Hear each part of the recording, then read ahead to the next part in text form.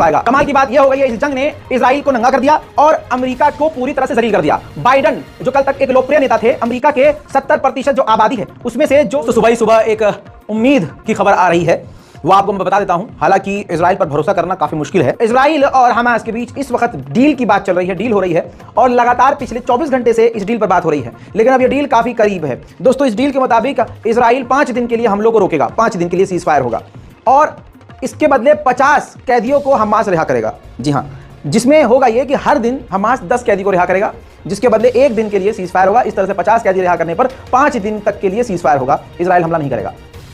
दूसरी बात, इतना ही नहीं, इजराइल हमलों को भी बंद करेगा और लगभग 100 फिलिस्तीनी महिलाओं और बच्चों को रिहा करेगा। हर दिन 30-40 महिलाओं को वो रिहा करेगा, ऐसा कहा जा रहा है। और इसी मुद्दे पर बात चल रही है। कहा जा रहा है कि हमास ये चाह रहा है कि हमारे ज्यादा कैदी रिहा करे और ज्यादा दिन तक जंग रोके, और इजराइल इसी तरह चाह रहा है कि 50 की जगह वो 100 छोड़ दे। अब इसी चीज पर डील अटकी हुई है और डील यहीं तक आई है अभी तक। बस ये है कि जैसे ही दोनों में से कोई किसी भी मुद्दे पर राजी होगा ये डील हो जाएगी। याद रखिएगा, ये डील ऐसी नहीं है जिस डील से जंग खत्म हो, बस जंग कुछ वक्त के लिए रुक जाएगी, कुछ वक्त के लिए सही। गाजा के लोगों को राहत बड़ी मिलेगी। मैं यही चाहूंगा कि हम सभी मिलकर दुआ करें गाजा और फिलिस्तीन के लिए। इस डील के बीच जो है कतर है और अमेरिका है। बाइडन ने तो यह बताया कि हम काफी करीब हैं डील करवाने के और बहुत जल्दी जो है बड़ी डील हो सकती है। जब कतर से सवाल पूछा गया कि आप क्या कहेंगे इस डील के बारे में, तो कतर ने किसी भी तरह से इस डील के बारे में कुछ भी बताने से मना कर दिया। वहीं इजराइल का कट्टरवादी नेता बेंजीवीर, जिसने साफ तौर से कह दिया है कि इस डील से हम खुश नहीं हैं और ये डील सही नहीं है। अब ताजा आंकड़े सुन लीजिए, 14,000 से ज्यादा गाजा के लोगों का कत्लेआम इजराइल कर चुका है, जिसमें से 5,800 यानी लगभग 6,000 जो हैं बच्चे मारे गए हैं और लगातार ये आंकड़े बढ़ रहे हैं। अभी भी 6-7 हजार लोग लापता हैं जो मलबों के नीचे दबे हुए हैं। आंकड़े दिन प्रतिदिन बढ़ते जा रहे हैं। मेरे दोस्तों, डील का एक और अहम हिस्सा आपको बता दूं, हमास के लीडर यहिया अंसनवार ने यह जानकारी दी है कि डील का हिस्सा यह भी है कि दिन में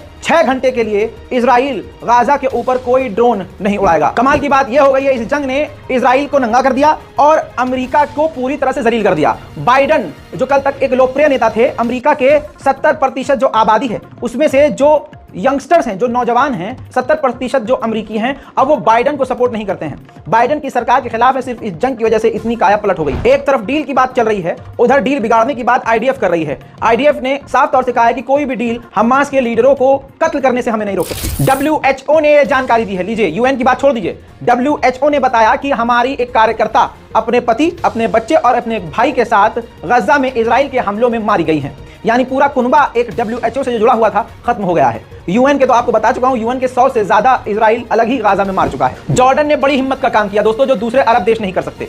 दोस्तों, जॉर्डन ने गजा के अंदर घुसकर जमीन पर मैदान में फील्ड हॉस्पिटल लगाया, जिस पर इजराइल नाराज हुआ और इजराइल ने धमकी दी भैया जॉर्डन को कि तुम यहां से निकल जाओ, हॉस्पिटल यहां से हटा लो।